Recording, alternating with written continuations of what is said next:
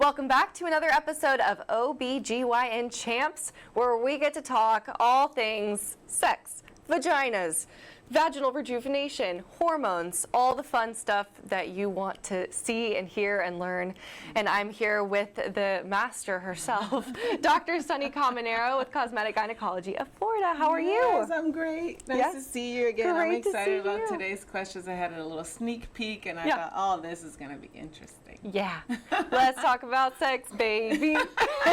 I'm so excited. Talk about all the good things and the bad things that may be. I love it. Oh, so that's an old song. It's such a good song, though. Of course, I know it from Pitch Perfect. Oh no, I know because I'm old. I know. All right, so let's talk about vaginas. Can they become too loose for sex, or is that just a myth? They can become too loose for sex. It's never too loose. You can always have sex. But it can become too loose for you to feel when you're having intercourse, for sure. And I have patients who say they don't feel anything. They don't even know if their partner is inside or not, which is really sad, actually. And then I also have patients who can't even hold a tampon because the vagina just spits it out, essentially. So yes, you can become too loose for sex. And that's from childbirth, right? Yes. Or can it be from any other things? Great question. So most of the time it is from childbirth. Typically is when it was a big baby, or it was a big baby for the size of the pelvis, or multiple childbirth. And then other things that I have seen too is with sex toys. Some women use really, really large sex toys, and over a period of time of using these really large sex toys, the tissue is going to expand, kind of like it expands when having a baby, and that can also potentiate having a larger size vagina. Not so much as to not like a baby. It's not to that degree. It's not like having a baby, but it can become too loose. Yes. Okay, that's very fascinating. So if sex doesn't feel as good as it used to, how do you figure out whether it is hormones, anatomy, pelvic floor issues, or something else? Most women kind of know. Most women know, okay, I had a baby and now it doesn't feel the same. Or it feels better. For some women who are very, very small, for example, when they have a baby, it feels better because it doesn't hurt anymore. Wow. So for them, it feels better. And when it changes, whether it was because of babies, they know it was because of having a baby. If it's because of aging, they know something changed, and often it's things like dryness or just not having the sensation that they used to have anymore. So they kind of have an idea as to what the causative, what caused it. But most of the time, as a physician, I have to do an exam and figure out why is this the case? Why is this happening? Interesting. Okay, so what about the vulva or the labia? If they're shaped a certain way, will that affect certain sexual positions? If they can. I'm telling you, you have fantastic questions. I came prepared. I came prepared today. Yes, you did. I love it. So the labia, for example, if it's too long, and sometimes women are born with long labia, and for other women it happens after childbirth or not necessarily aging like past 50s or 60s, but after childbirth where they get longer. And they also get looser, and so they hang more. And sometimes that happens, it gets like caught in their underwear, and sometimes it does affect when they're having sex because it kind of gets cut in and out when they're having sex, and they don't feel as much sensation. There's a lot of tissue in the way. I have women that say, those are my pardon my term, but I've had women say these are my meat curtains, or like these are the curtains, or and then after they have a labiaplasty, or even the hood of the clitoris, which is the skin, is not necessarily the clitoris, even the hood, that excess tissue reduced, they say sex is so much better. They feel a lot more because they don't have all that redundant tissue blocking the way, essentially, or getting cut in and out or causing pain. Wow. Yes. Yeah, it's something, not everybody realizes can happen. Yes. Or you may just become accustomed to it over the years. Yes. But there's a lot of friction, and it can be a lot more painful. Yes. I can see that. And it happens with exercise, not just with sex, but it happens with bicyclists because it gets caught when they're bicycling. It happens with runners too. And the labia actually over time, because it's constantly being rubbed with things, it gets even thicker because it's responding to an injury. It gets thicker, it gets more hyperpigmented, and sometimes they get more infections on it as well. Oh, wow. So you said hyperpigmented. Yes. So is that how it can get darker over time? Yes. like Yes. friction or Yes. because it's like, why is it getting darker? Everyone wants a pink one. Everyone Yes. wants it to be rosy and perfect, but what if it gets So darker? there are differences with cultural differences, genetic differences. Some women are darker, some women are lighter. So they are, and there are certain areas of our body, for whether there's friction there or not, that are darker anyways, and that is completely natural. But for the labia that are really protruding out and are getting that friction forces or injured, that's why they become even more darker because of the repetitive injury to it. And one of the ways that the body heals is trying to heal that area and does become pigmented. And you know, if you have a scar, it gets pigmented, right? If you injure yourself, that area gets pigmented. Well, the labia constantly getting rubbed gets hyperpigmented too. Is there a fix for that? Like because I've heard of like bleaching. Is that So those are non-permanent fixes. Okay. Those are things that you can do to kind of like for the face. If you have a pigmented lesion on the face, you can do lasers and you can do creams and try to get that off. But often over time, it either comes back if you don't do anything about it, right? So down there in the labia, as long as it's exposed to injury, it will continue to get pigmented. If, for example, you remove that excess tissue and you kind of have it more tucked in, more covered by the labia majora, then that takes that pigmentation off. interesting? Okay. Yes. Okay, so let's move on to turn-ons. Yes. If a woman is turned on mentally, but her Yes. body isn't producing lubrication, what is actually happening? Most of the time, the not producing lubrication has to be hormonal. Most of the time, whether it is because they're postpartum and breastfeeding and they don't have the hormones, the estrogen, particularly in the vagina, whether they're perimenopausal or menopausal, that can do it as well.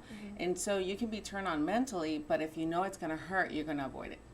And so that does affect that relationship and having intercourse, is you know it's going to hurt and you just decide not to do it. What about birth controls? Can they affect the lubrication because they're hormone blocking too? Absolutely, yes. So birth control blocks your own ovary production of estrogen and progesterone because it's giving it to you via the pill or via whichever way that you're getting the hormone. And it does decrease the lubrication to the vagina. So some women do end up, and often you're getting enough of the hormone, enough of the estrogen through the pill, for example, that you may get some into the vagina, not be an issue. Depend on the dose of the birth control too. So if it's really too low of a dose, which is pretty popular now to do the low doses, those really take away the estrogen from the vagina, and then you have a lot of dryness. Interesting. Okay. Yep. So let's continue talking about libido. Yes. There's all these drinks that people get advertised to, like all these drinks of, oh, this is going to increase your libido and this is going to make your marriage thrive. And tell me about that. Like, are there ways to increase your libido that's a healthier way of doing It's things? kind of like alcohol. Right? Right. Yeah. You have alcohol, and then you have you're not how do I say it? Like you're more uninhibited. Uninhibited. Essentially. Yes. And so that can be the case. Those drinks are more with increasing your serotonin and dopamine in the brain, not so much what they're going to forever and ever and ever give you more libido. Okay. That is a very short, if it's even going to work. And I don't know that it actually does work, but if it's even going to work, it'll be a very short thing, very short-lived. Okay, kind of like a honey stick or something Yeah, like that. That's just a exactly. quick remedy for getting in the moment. Yes, getting in Gotcha. the moment, yes. Okay. Like a Viagra pill. Well, yeah. Go ahead. Getting in the moment, quick fix. Okay. Yes. That's good to know. Some people think that, okay, if I drink these, I'm going to be turned on all the time, and it's just going to be No. this wild, Not crazy, at all. sexy life, and it'll be happening everywhere. You're going to No, stop on the those side of the road, and There would be gazillionaires, those companies that sell right. those. For real. I love it. Okay, let's talk about scar tissue from tearing or an episiotomy. Episiotomy. Yes. See, this stuff is Yes. above my knowledge base. Okay, scar tissue from tearing or an episiotomy. Yes, you got it. Goodness. Yes, I know these medical terms. Does that still affect a woman's sex life? years after giving birth? Yes, so nowadays there's not that many episiotomies being done, which is fantastic, right? What is it? What is an Episiotomy, episiotomy? It's really when the baby's being born and there's not enough space for the baby coming out, or the baby is misbehaving in the sense that the heart rate is dropping and you have to get the baby out really fast.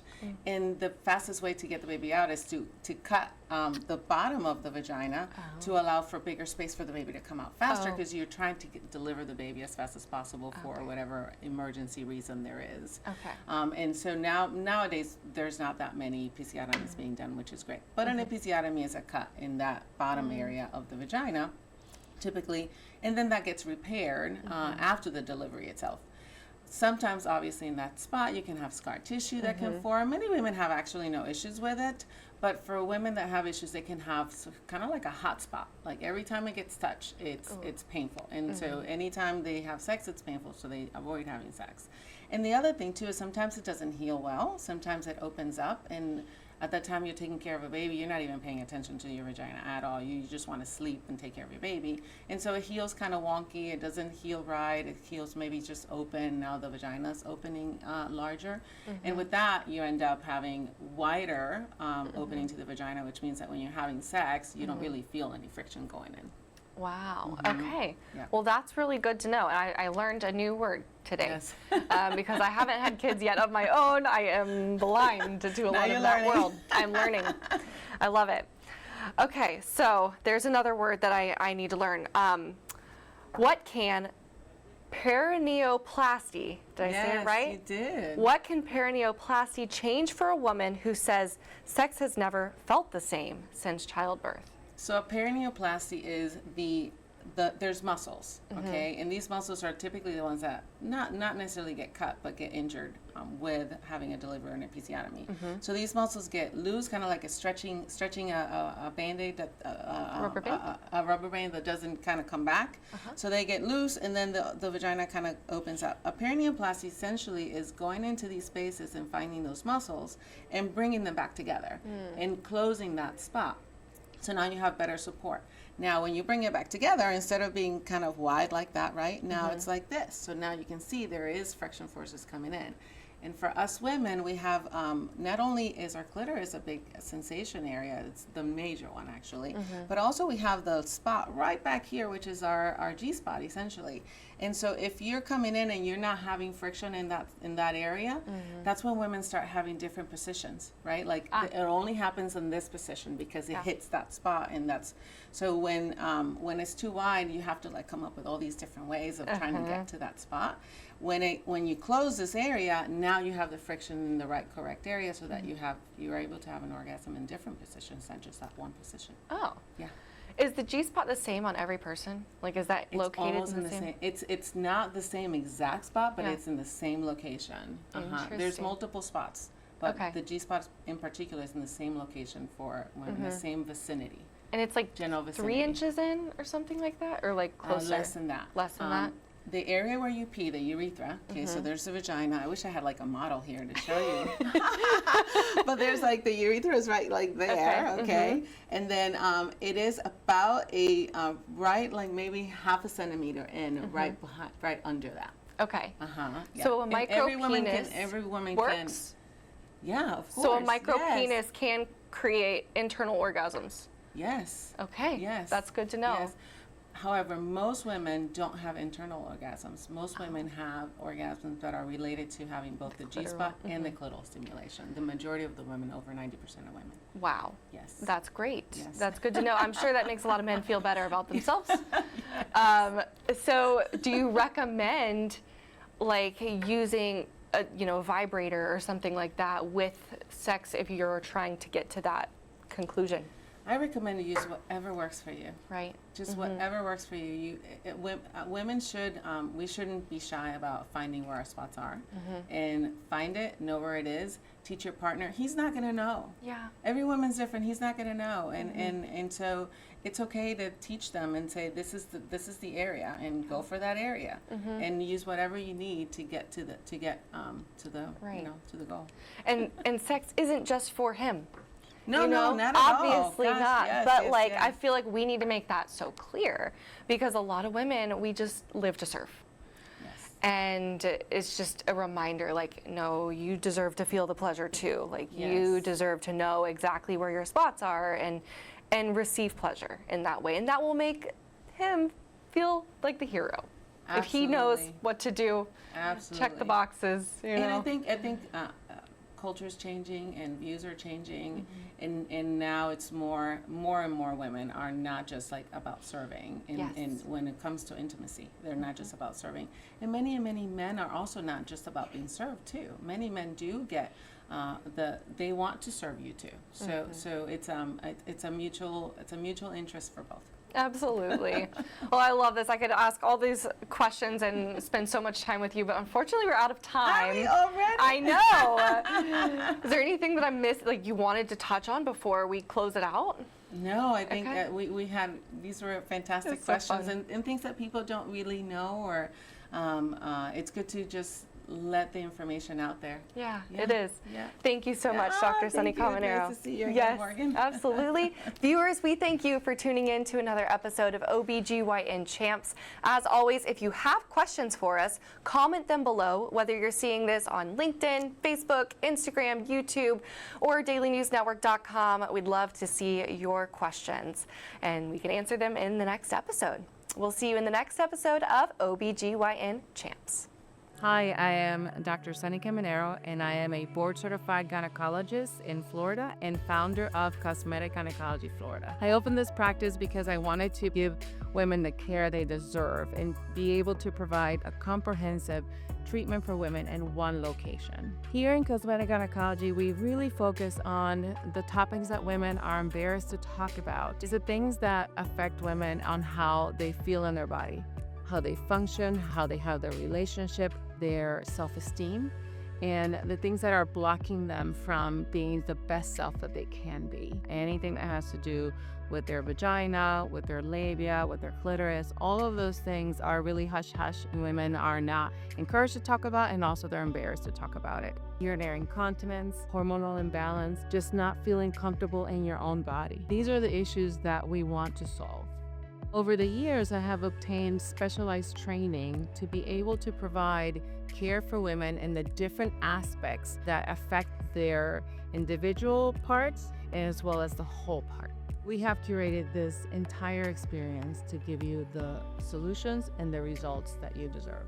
From the moment you walk in through this door, it is a safe environment. It is a calm setting. What we want is for you to feel comfortable to discuss anything with us. When you're completely comfortable talking about what's going on, we can give you real answers.